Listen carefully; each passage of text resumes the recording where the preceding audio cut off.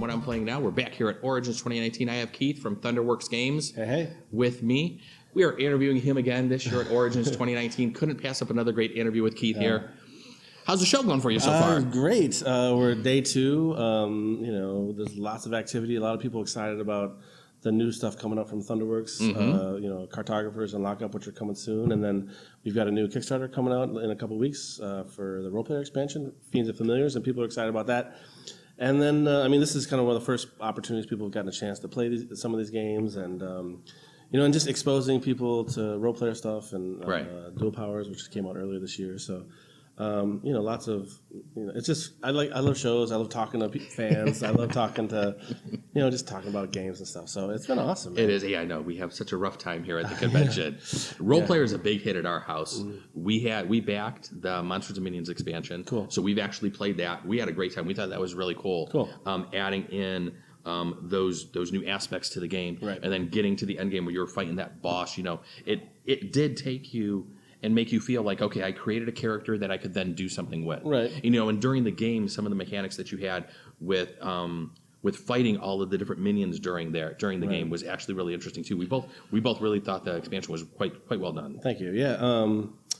These people, have been enjoying the expansion. One of my big design goals was like, if we're gonna, a lot of people wanted to see combat because that's kind of like, that's what you do with D&D characters, whatever, right? So, but one of the biggest concerns was like, I don't want this game to be longer, right? I'm very sensitive to game length, so so then it turned into a decision. In the game, usually you're either buying cards, which represent weapons and skills and traits and armor, and that's kind of helping develop who your character is, and then you can kind of take these offshoots as an option instead of like an additional thing to roll dice against monsters, and you can kind of see who's out there, and you can kind of see what your odds are, so it's not like super random, and you've got some abilities to kind of manipulate those dice as well. So, yeah, the Monsters expansion is cool. It also adds, there's twice as many classes. Yes, yeah. You've got another 5 character boards. I mean, it's a heavy box, and there's a lot of stuff in there. So, and it's been doing really well. I mean, the Dice Tower has it nominated for the best expansion of 2018, which was a huge honor. And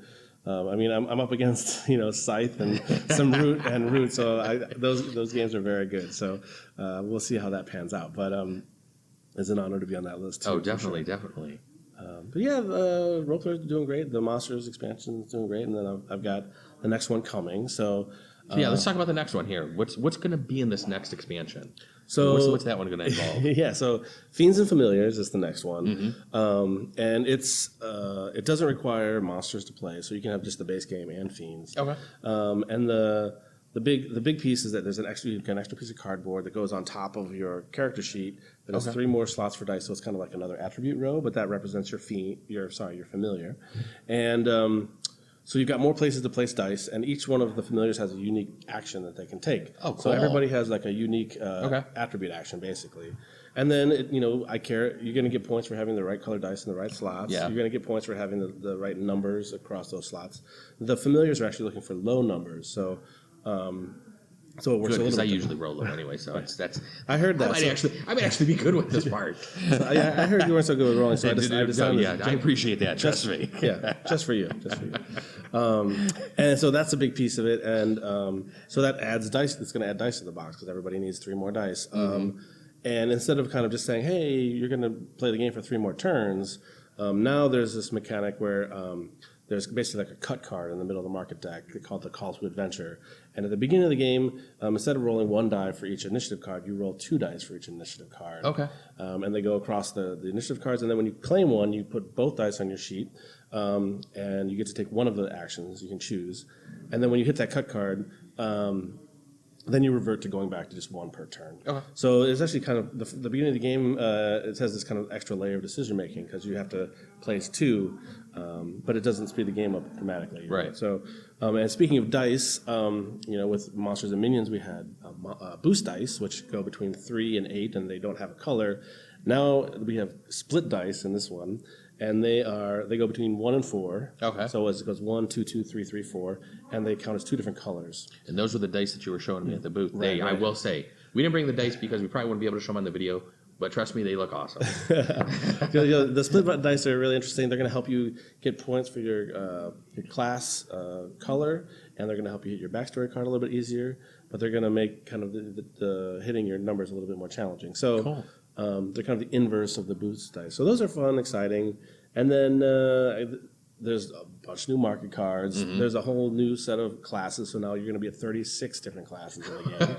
If you don't have enough options, that So I got you game covered. is now solo to 12 players. We kept so 2 bags of dice. Monsters at 5 players can be a little bit of a lengthy Yes. experience, Yeah, right? yeah. But there's a lot of groups that we're not going to play it unless it plays 5, so that's kind of why that was in there. Mm-hmm. Familiars it supports 4 players, so Okay. if you have the base game and Familiars, then you can play 1 to 4. If you've got base game and Monsters, you can play 1 to 5. If you have base games, Monsters, and Familiars, you can play 1 to 5. Okay. So there's that, and then there's this idea of fiends in the game. So with all these new cool abilities that you can do, you kind of got to pull it back a little bit on the design side. So what fiends are these little cards, and they go on the highest initiative cards in the row. Okay. And whoever takes that card, the dice on that card, are going to get that fiend, and the fiend makes life a little bit more difficult for you. So interesting. So okay. it makes you've got a wider spectrum of numbers if you're playing with monsters, especially between 1 and 8.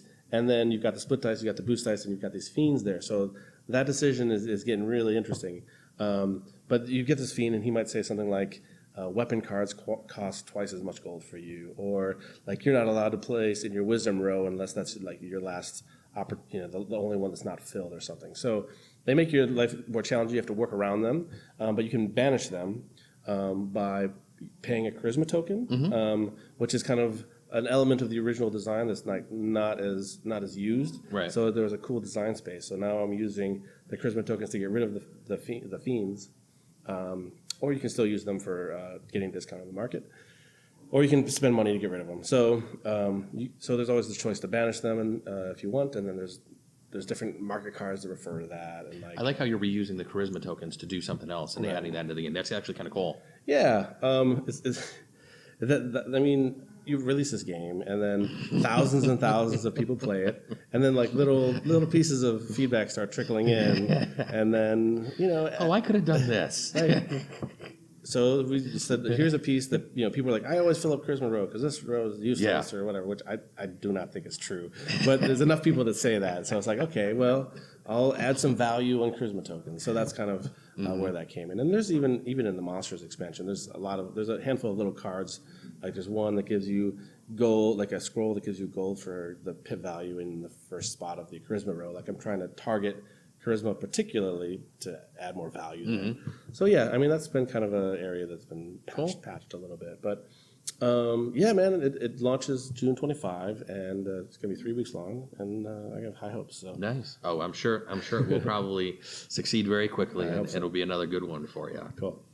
So what else we got sitting over there? We got some stuff next to us. So we got Cartographers. Cartographers is a role player tale game. So this is set in the world of role player, but it's standalone. It's roll and write games are all the rage right now. Yes, right? they are. And this is a flip and write. There's no dice in this game, so it's a role player game without any dice in it. So, which is a little funny. But so this is a MSRP $25. This comes out at Gen Con 2019. And it is it's a map making game. So every player has a sheet of paper, and they're drawing on it. They're drawing the Tetris shapes, and it's either forest or water or villages or whatever. And there's scoring cards in the middle of the table, and 2 are scored at the end of each round. So you're trying to do things like this card is going to give you points for having trees around the outside, and this one's trying to give you points for your villages that are in big clusters or whatever. So there's different scoring cards throughout through each game, and it's going to cause you to play differently. And then there's also these mountains on the board that if you cover all 4 sides of them, you're going to get coins, which are worth points. And it can play it can play down to 1, and it can play kind of as high as you want in terms of as long as you have enough sheets. Right. And enough pencils, and you're willing to pass the card around or project it on the wall or something. You can have a limited number of players, which is fun. Having games with high player counts there's always people are kind of looking for those kind of games. Right. Yes. Yeah. And it's super cool. It's I think the artwork on it is amazing. I mean, this is by Lucas Ribierto, same guy who did Lockup, which we'll talk about in a bit. Okay. And he did a bunch of stuff for Roleplayer as well, and he's an amazing artist. And which a lot of roll and write games don't seem to go real deep into like nice looking art. Like they tend to be kind of more simple products, like looking products. But this one, I can't roll like that. So no. I will say all of your stuff does have. I mean, it looks very well presentation on the table. Right. I mean, it's like when you see the game on the table, you're like, you kind of know that okay, that's a Thunderworks game. Oh, very cool. I mean, mainly because a lot of the art and everything just from that. Right. So this is coming. Definitely keep that up. Yeah. So I do my best. So. I mean. If you're sitting in front of a game for half hour, 3 hours, it's gotta be pleasing to the eye, right? Yes. I mean, it's at least for me. I'm a visual person, but So Cartographers is coming out for Gen Con. This is the first game that I didn't do on Kickstarter, so it's an experiment. I'm basically taking pre-orders on my website, and then it's kind of designed to be a direct-to-retail product. Okay. But if you do order it directly from me, there is a 9-card mini expansion in the game that you get free. Otherwise, it'll be available for sale in the BGG store or from my website later. So it's not, I kind of really don't like exclusive stuff. I agree 100% with that. That's a good thing. Because all it does is kind of create a bad. I think we talked about this last time. Yes, I think we did. I think we did talk about this a year ago. My philosophy is still the same. It's not changed. Like I do not want to create a bad experience for a customer that buys it later. So yes. I agree with you 100% wholeheartedly. Yeah, so this is exciting for me, and so that's coming out soon. Production is done, and it's going on about very soon. Cool. And then Lockup, another role player tale. So this is the other kind of in the world of role player games. So both of these are kind of standalone titles. Lockup is, I don't know if we talked about this last time, but basically Lockup is I think last year at this time you were just talking briefly about this one. You just gave us a little just a little bit about it. Right. But this one you did do a Kickstarter for. Yeah, so this was October of last year. We did a Kickstarter, and it was successful, obviously.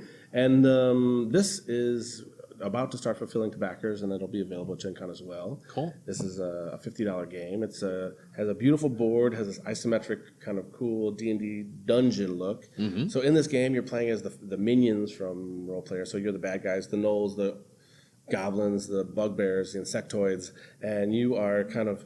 It's a difficult game to explain to people, right?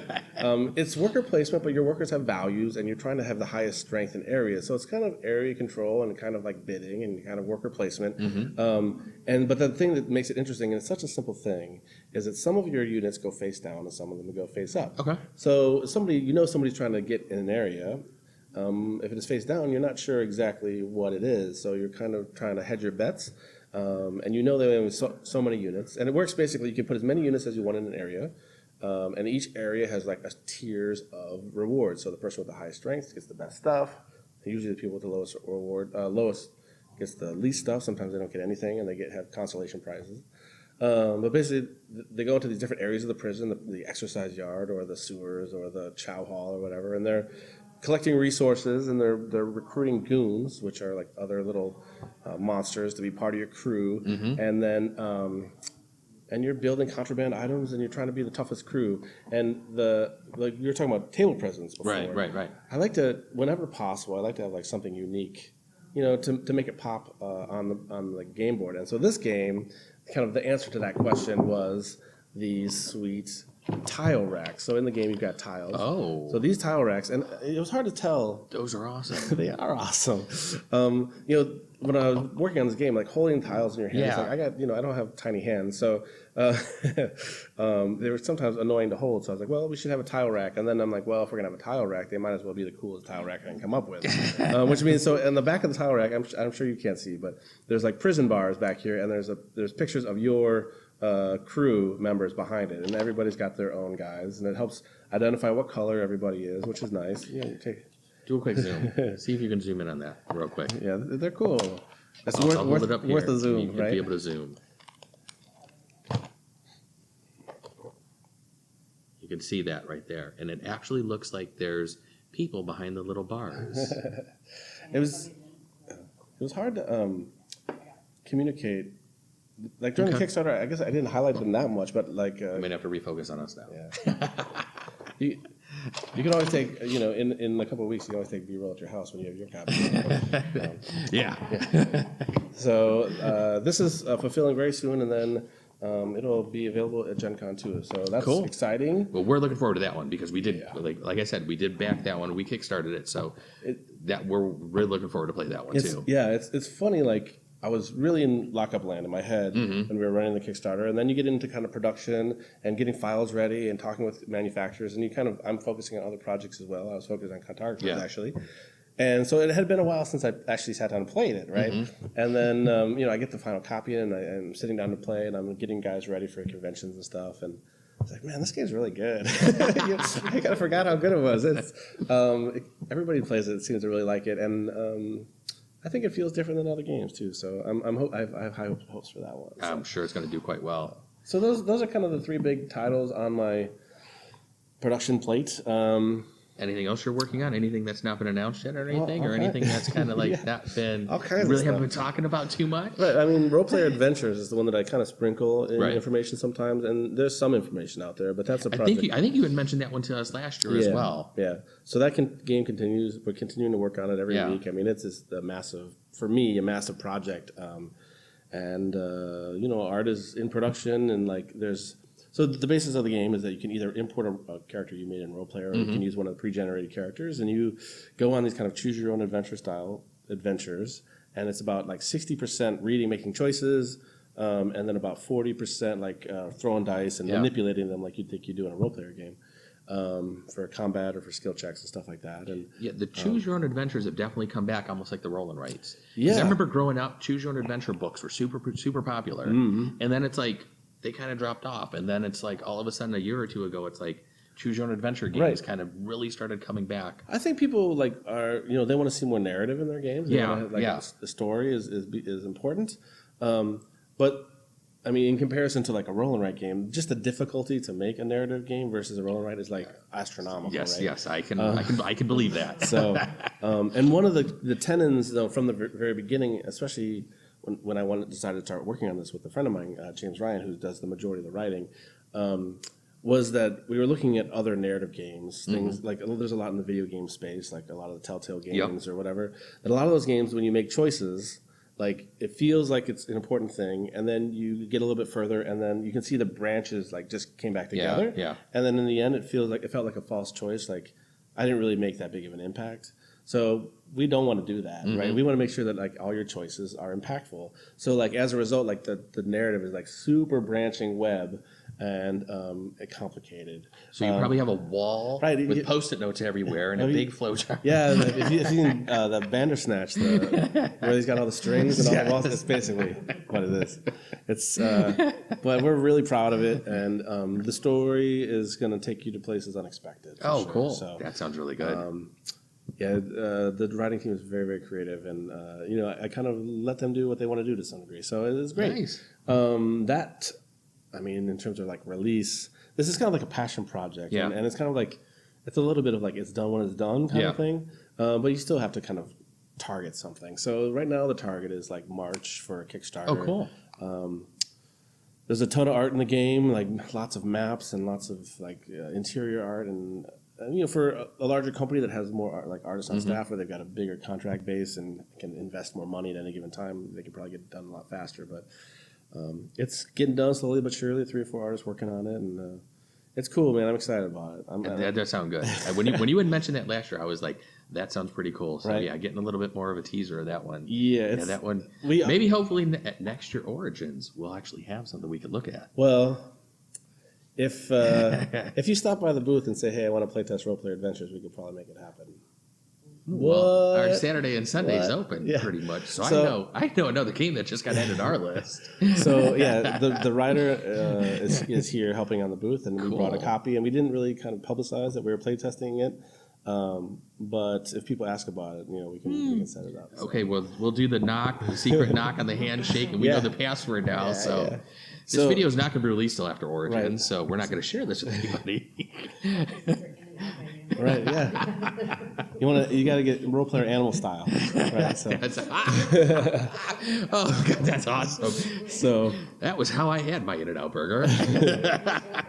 Roleplaying Adventures is coming. I've got 2 more games that are kind of in the pipe.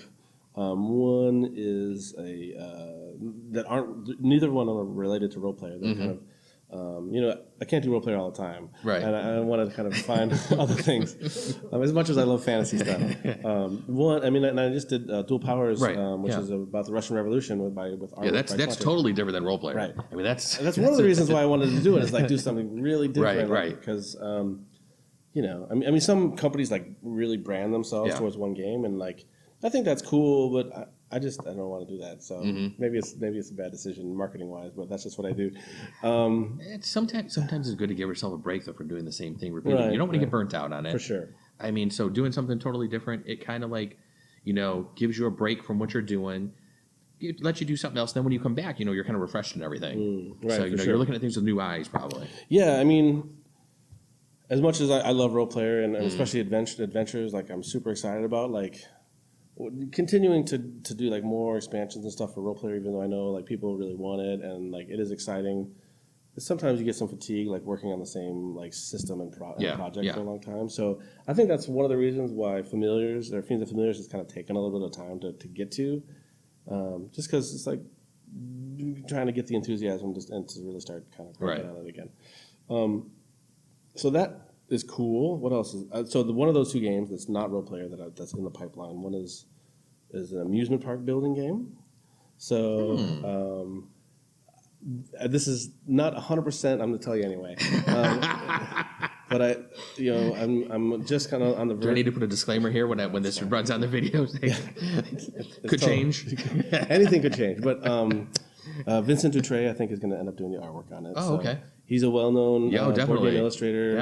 Yeah. Things like New York 1907, or maybe it's 1901. 1904. I forget the number. Yeah, one of the numbers. 19-X.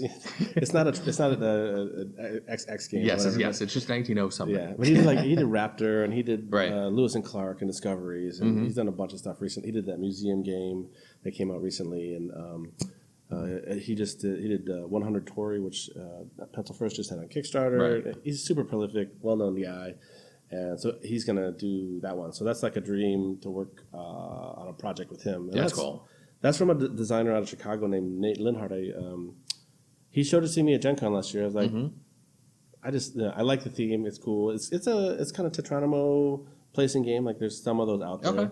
But this one, you start out with like a blank slate, but there's it's forested. So there's like you're removing trees so that you can fit these rides, and all the different roller coasters or rides or whatever, they're all unique shapes. And then there's a worker placement element to it, so you're chopping down trees and you're basically buying these rides, and you're spending money on advertising to try to kind of increase your victory points on those things. And you're managing kind of the crowd's I think it's called the Awe, Joy, and Wow right now or something, but they'll probably change to something else. But it's it has a little bit of Baron Park in it, but definitely kind of a plus from there. I mean, I love the game Baron Park, and I can play it with my 7 and 8 and 7-year-old and stuff. Whereas in this game, I think maybe it'd be another year or 2 before you could kind of really kind of get into it. So it's kind of like a family plus game. And I just think it's cool. Cool. And it's fun, there's another one from a guy that I met here at Origins last year named Eric Mosso, and that's a game called Cape May. And it's like it's kind of a city building game that takes place in New Jersey, in the area of Cape May, which is like a famous kind of resort area. And it got hit by multiple like natural disasters. It was like the first official kind of recreational area in the United States. And you're exploring that area, and you're building up different commercial and residential buildings, and it's got a little bit of Concordia in it, and the way the cars work. Interesting. It's super cool. I love Concordia. I know. That's a good one. It's a great game for sure. And so it's so that one definitely piqued my interest. And that one is probably. I mean, we're just finishing kind of development on it, and that'll go into art in the next couple 6 months, and then so that's kind of probably an early 2021 release, but maybe Kickstarter in late 2020. We'll see how it goes. So those are other things that I've got coming up. Cool. Well, it sounds like you got a lot on your plate, sir. Yeah, well, got to stay busy, right? All right. Yeah. Cool. All right. Well, Keith, thank you very much for joining us. Thanks for having me.